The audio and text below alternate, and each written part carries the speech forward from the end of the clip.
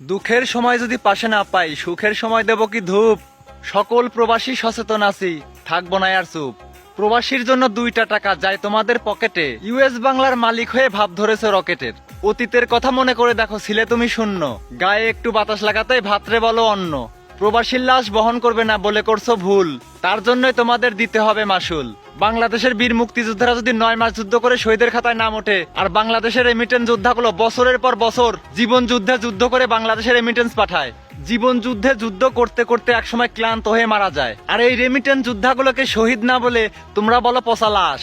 9 মাস যুদ্ধ করে যে সমস্ত শহীদরা মারা গেছে, প্রত্যেকটা প্রবাসী রেমিটেন্স যোদ্ধাগুলো তাদের থেকে কম না, আর তোমরা বলো সেই সমস্ত প্রবাসীর লাশগুলো তোমরা বহন করতে পারবা না। প্রবাসীর নিয়ে যাওয়া সাবান শ্যাম্পুগুলো তোমরা বহন করতে পারবা, কিন্তু প্রবাসীর লাশ বহন করতে পারবা না। আর তোমাদের সেই ইউএস বাংলা এয়ারলাইন্সে আমরা কি হিসু করতে যাব?